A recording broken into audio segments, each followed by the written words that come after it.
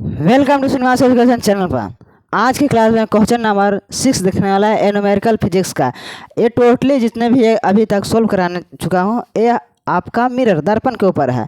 जब ये दर्पण के ऊपर है तो इसमें जो हमारा जो क्वेश्चन दिख रहा है कहीं पर नहीं, ज़्यादातर क्या है इसमें लैंग्वेज बेस है। ये न्यूमेरिकल जो हमारा मिरर वाला सभी लैंग्वेज बेस है, तो सबसे ज़्यादा प्रॉब्लम होता है लैंग्वेज में ही। क्योंकि अगर शॉर्ट वैल्यू दे दिया, एफ के वैल्यू दे दिया जाए, भी के वैल्यू दे दिया जाए तो यू के वैल्यू आराम से निकल जाएगा। एम का वैल्यू दे दिया, डायरेक्टली सब दे दिया जाता है तो बहुत ईजी हो जाता है, निकल जाता है। Put the value get the result वाला काम हो जाता है।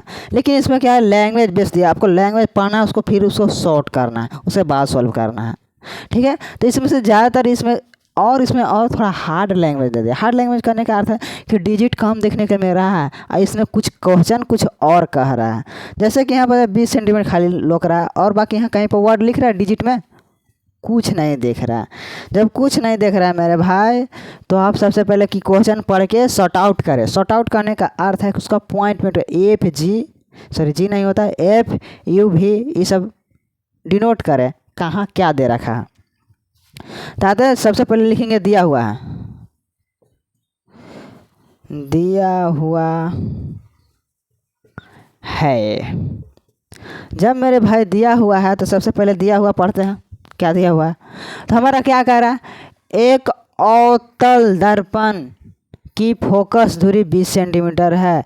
हमारा डिस्टेंस आ रहा है 1/20 सेंटीमीटर। और कौन सा दर्पण है, अवतल दर्पण है। अवतल दर्पण में फोकस दूरी क्या होता है, ऋणात्मक होता है। क्यों होता है, क्योंकि हम पिछले क्लास में बता चुके हैं। अगर आप लेक्चर फर्स्ट दिखे होंगे इंट्रोडक्शन तो वो भी में जानते हैं, अगर पीछे के न्यूमेरिकल बनाए होंगे तो उसमें भी बता दिए। एक बार और बताते हैं, क्यों हम बताते हैं बार बार, क्योंकि इसमें से जो है ना काफ़ी स्टूडेंट कि डायरेक्ट इसी वीडियो में आता है, मतलब न्यूमेरिकल 6 नंबर सोल्व करने आएगा डायरेक्ट, तो उसमें क्या होता है समझ में नहीं आता। ठीक है, तो हमारा क्यों होता है, यह इसका नाम तो पहले जाने होंगे।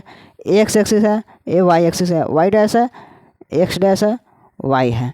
ऐसे इधर वाला को हम प्लस मानते हैं, इधर वाला को माइनस मानते हैं। ये ओरिजिन पॉइंट है, मूल बिंदु, तो इधर जाते हैं तो प्लस रहता है, इधर जाता है माइनस रहता है। हमारा अवतल दर्पण अगर इसको ओरिजिन पॉइंट से गुजार के बनाएंगे तो कैसा बनेगा, ऐसा बनेगा। इधर वाला तो क्लाई किया हुआ रहता है, तो हमारा फोकस किधर होता है, अवतल दर्पण में ऐसे करते हैं तो फोकस इधर में होता है, तो एफ हमारा इसीलिए माइनस आया।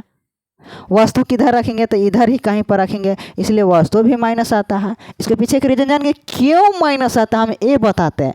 ये नहीं कहते हैं कि अवतल दर्पण में फोकस दूरी माइनस होता है, हम क्या कह रहे हैं क्यों होता है, इसके पीछे का रीजन भी बताते हैं मेरे भाई। तो इस बात को भी ध्यान रखेंगे। कैप गिर गया, तो हमारा सबसे पहले इस बात को ध्यान रखें, तो इसको जान गया। तो सबसे पहले क्या कह रहा है, अवतल दर्पण है, फोकस दूरी दिया हुआ है। तो अवतल दर्पण फोकस को एफ से डिनोट करते हैं। एफ तो दिया हुआ है मेरे भाई 20 सेंटीमीटर, बट एक कंडीशन आया है कि कौन सा है, अवतल है। जब अवतल होगा तो ये माइनस होगा ऑटोमेटिक। क्यों माइनस होगा, उसके पीछे का रीजन में जानेंगे। ठीक है, अब आगे पढ़ते हैं। जैसे वस्तु की स्थिति या स्थितियों का मान निकालें।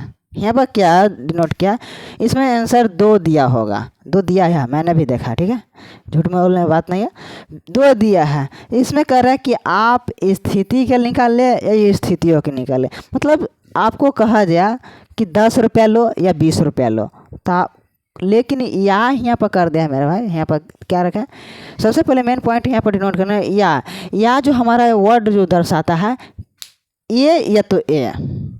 कैसे कहते हैं कि तुमको रखेंगे या तो तुमको रखेंगे, कैसे कहते हैं तुम घर में रहो या तो मैं घर में रहता। अगर काम आता है तो एक किसी एक को जाने पड़ता है। उसी प्रकार आपका डोनेट कर दिया कि आप 500 के नोट लो या 50 रुपया के नोट लो, तो किसी एक की नोट की बात कर रही है ना, कि आप लेंगे तो लेंगे कितना, एक ही लेंगे। तो वही बात यहाँ पर आ गई है, या तो ए को निकाल दो कहीं भी दूरी है, या तो स्थितियाँ निकाल दो, दोनों में से एक ही आंसर आएगा। इस बात को ध्यान दें, बस मैं कहना चाहता यही हूँ डायरेक्टली। तो स्थिति का मान निकालें, जिसके लिए प्रतिबिंब का आकार वस्तु के वस्तु के आकार दुगना है। इसमें कह दिया मेरे भाई, जो जस्ट पिछला क्वेश्चन सोल्व किए थे, कह रहा है क्या कर रहा है, एक बार हमें पढ़ते, प्रतिबिंब का आकार वस्तु के आकार का दुगना है। का छूट कर गया, का दुगना होगा, के दुगना, ठीक है कोई बात नहीं। वस्तु के आकार के दुगना है, के दुगना है, वस्तु के आकार के दुगना है। प्रतिबिंब का जो आकार है मेरे भाई, प्रतिबिंब किसको कहते हैं, भी को कहते हैं। भी हमारा जो यहाँ पर प्रतिबिंब का भी दूरी को दर्शाता है, H1 H2 होता है, ठीक है। तो इस बात को ध्यान रखें। हमारा जो मान लिया आप मिरर में हैं तो आपका जो छाया बन रहा है ना, यहाँ प्रतिबिंब बात करें, प्रतिबिंब का आकार वस्तु के आकार का दुगना है। आप खड़ा है, ठीक है, आपके मिरर के अंदर, अवतल दर्पण के अंदर जो आपका हूबहू शकल जो बन रहा है उसका देखा जाए इमेज, तो आपसे 2 गुना हाइट के बन रहा है। मान लीजिए आप 5 फीट के है तो 10 फीट के हाइट बन रहा है। तो हमारा सबसे बन रहा है तो हमको वहाँ से हाइट को किससे डिनोट करते हैं, H1 H2 से दर्शाते हैं। H1 कौन होता है, रियल होता है। रियल मतलब जो आप खुद खड़ा है, यहाँ पर डंटा रख दिया, चाहे मिट्टी रख दिया, ढेला रख दिया, तो वो हमारा क्या होगा, रियल होगा, तो वास्तु हो गया। लेकिन उसका इमेज बनता है तो H2 हो गया। तो H1 कौन हो गया, रियल वाला, ठीक है। तो इस बात को रखें, H1 के मान और H2 के मान, इसमें क्या कर रहा है, H2 के मान है मतलब प्रतिबिंब के जो मान है वस्तु के दुगना है, यानी ये 2x है तो ये x है। दुगना कहने का तो जैसे मान कहेंगे तुम्हारे पास 10 रुपया है, हम कहेंगे कि तुम्हारे दुगना है मेरे पास, तो दुगना मतलब 20 रुपया। तो एगो मान लिए x, एगो क्या मान लिए 2x। दुगना में 2x ना होगा, x के मान लिए 5 आया तो 2x के 10 आएगा, x का मान 1 आया तो 2x के 2 होगा, x का मान 20 आया तो 2x का कितना 40 आ जाएगा। ऐसी है, रियल है, तो एक समान कुछ भी आ सकता है, दुगना है। अब आपके इसके अलावा कोई कंडीशन नहीं दिया गया है। हमको क्या ज्ञात करना है, समझ में आ रहा है। देखो स्थिति ज्ञात करना, वस्तु की स्थिति, वस्तु की स्थिति मतलब यू ज्ञात करना है मेरे भाई। यू कहाँ है आपका, वस्तु, ठीक है। वस्तु की स्थिति ज्ञात करें, यू आप कहाँ पर रखे हैं। तो ये सोल्व करते हैं इसको।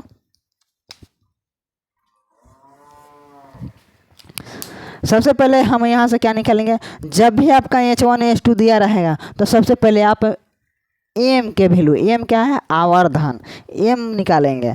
तो m बराबर क्या होता है, m बराबर 3-4 फॉर्मूला। m बराबर क्या होता है, H2/H1 होता है फर्स्ट। सेकेंड हो क्या होता है, m बराबर -v/u होता है।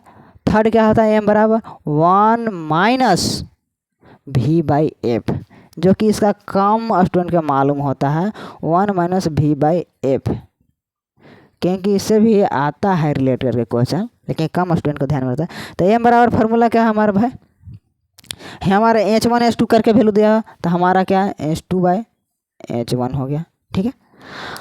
अब हमारा H1/H2 हो गया तो सोल्व कर रहा है, सोल्यूशन भी लिख दे, उससे कोई प्रॉब्लम नहीं, ठीक है। तो m बराबर H2 के वैल्यू कितना दिया, 2x दिया हुआ है, 2x/H1, H1 का वैल्यू x हो गया, x कट गया तो m का वैल्यू कितना आ गया मेरे दोस्त, 2 आ गया। जब 2 आ गया तो अब हमारे यहाँ से माइंड सेट काम नहीं करता कि अब कौन सा फार्मूला अप्लाई करेंगे। तो उसके लिए कंडीशन यही देखने पड़ा कि अब दिया क्या क्या हुआ है। अगर हम लगाते हैं, देखिए सोचने का तरीका कैसे सोचते हैं, अगर हम लगाते हैं m बराबर एक और फार्मूला होता है, m बराबर क्या होता है, -v/u होता है, ठीक है, -v/u होता है। दो ही कंडीशन, आप a लगा सकते हैं, a लगा सकते, a लगा, 3 लगा सकते हैं, तीनों m के बराबर ही हैं। तो जब तीनों m के बराबर है, मान लीजिए हम फर्स्ट टाइम में e लगाते हैं तो क्या वैल्यू आता, e लगाता क्या वैल्यू आता, क्यों नहीं आता, इसके पीछे का रीज़न बताते। m रखते हैं, ठीक है, m रखते हैं, f का वैल्यू तो नज़र आ रहा था एक, लेकिन v का नज़र आ रहा था।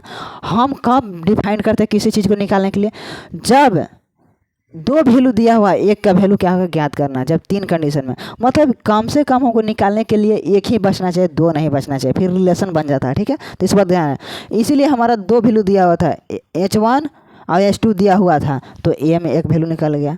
लेकिन अब हमारा उसी प्रकार m से ही रिलेटेड एक और सोचना है, u भी है, f दिया हुआ है, भी दिया हुआ है, नहीं दिया होगा। अगर हम ए फार्मूला लगाएंगे तो एम के वैल्यू कितना रख देंगे, 2 रख देंगे। यू का वैल्यू कितना रख देंगे, ए के वैल्यू तो मालूम नहीं है। भी के वैल्यू कितना रखेंगे, भी के वैल्यू तो दिया हुआ ही नहीं है। तो ये हमारा सोचने का तरीका है, ठीक है। तो ये फार्मूला नहीं अप्लाई कर सकते। क्यों नहीं अप्लाई कर सकते, जान गए। क्योंकि नहीं हमको यू भी का वैल्यू मालूम है, नहीं यू का वैल्यू मालूम है, केवल मालूम क्या है, एम का वैल्यू। तो हमारा 2 को फाइंड करने के लिए आ जाएगा। अब एक और फार्मूला पर सोचते हैं, इसका तो निकाल ही लिए, अब इस पर लग नहीं सकता। अब यहाँ पर आते हैं, एम का वैल्यू दिया हुआ है मेरे दोस्त, एफ का वैल्यू दिया हुआ है। अब निकालना है किसका, भी का। भी का हमको यहाँ पर पूछ नहीं रहा, लेकिन भी का निकालने पड़ेगा, ठीक है। तो आते हैं, ए फार्मूला अप्लाई करते हैं, एम बराबर 1 माइनस भी बाई एफ, ठीक है। एम का वैल्यू कितना दे रखा है, 2 दे रखा है, इक्वल 1 माइनस भी तो मालूम नहीं है, एफ मालूम है कितना, -20 सेंटीमीटर, -20 सेंटीमीटर मेरे दोस्त। अब आते हैं क्वेश्चन इस तरफ, तो 2 इक्वल 1, यहाँ पर माइनस, ऊपर माइनस है, गुना होगा तो क्या होगा, प्लस हो जाएगा, प्लस भी बाई 20। इधर प्लस में इधर आएगा तो माइनस में, तो 1 हो गया, इक्वल हो गया भी बाई 20 हो गया। तो भी का वैल्यू कितना आ गया, 20 आया। इसमें आंसर क्या दे रखा है, एक बार देख लेते हैं।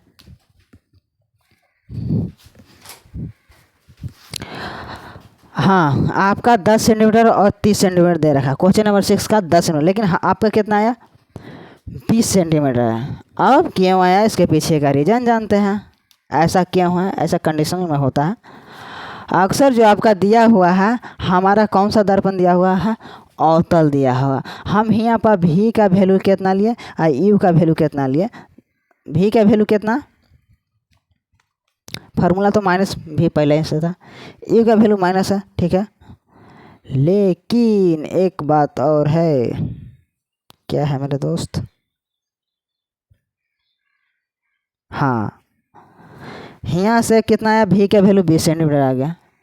लेकिन सॉरी, हमको भी तो चाहिए ही नहीं था, यू चाहिए था। सही कहें कि मैच नहीं करा, ठीक है। सॉरी आपका क्या भी निकल गया, यू पूछ रहा है आपका। अब क्या पूछ रहा है, यू पूछ रहा है। जब यू पूछ रहा था, अब कौन सा फार्मूला लगाएंगे। अब देखिएगा मेरा दोस्त, भी दिया हुआ है, एफ भी दिया हुआ, निकालना है यू। तब दर्पण का सीधे फार्मूला चलेंगे। दर्पण का फार्मूला क्या था, 1/f equal to 1/v plus 1/u, directly. तो कुछ तो इरेज करना पड़ेगा मेरे दोस्त।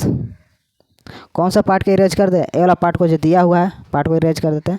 याद रखेगा, एफ का वैल्यू कितना, 20 सेंटीमीटर माइनस, ठीक है।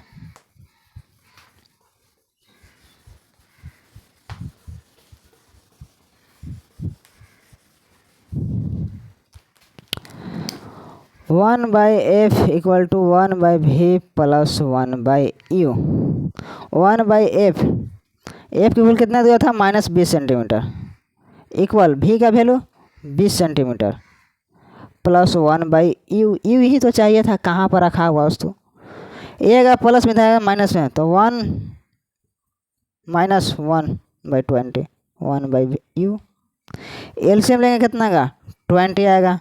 अब क्या आएगा, -1 इक्वल 1/u। तो आते हैं, तो क्या, -2/20 इक्वल 1/u। तो हमारा डायरेक्टली यू का वैल्यू कितना लिख दे रहा है, यू का वैल्यू कितना आएगा, 10 सेंटीमीटर। ये हमारा माइनस में आ रहा है। क्यों माइनस में है, अब जानते हैं। क्योंकि हमारा दर्पण, अभी समझा था, ई साइड रखते हैं वस्तु के। जब ई साइड रखते हैं तो हमारा क्या आता है, यू के वैल्यू माइनस ही आता है। और कौन सा दर्पण है, अवतल दर्पण है। अवतल और उत्तल दोनों में यू का वैल्यू माइनस ही आता है, इसलिए माइनस आया। लेकिन रियली दूरी कितना है, 10 सेंटीमीटर। आपका बुक में क्या दिया, 10 और 30। कंडीशन में क्या बोला था, किसी एक का ही चयन करना, तो एक का चयन कर दिया। बाकी मिलते हैं नेक्स्ट क्लास में। Thank you.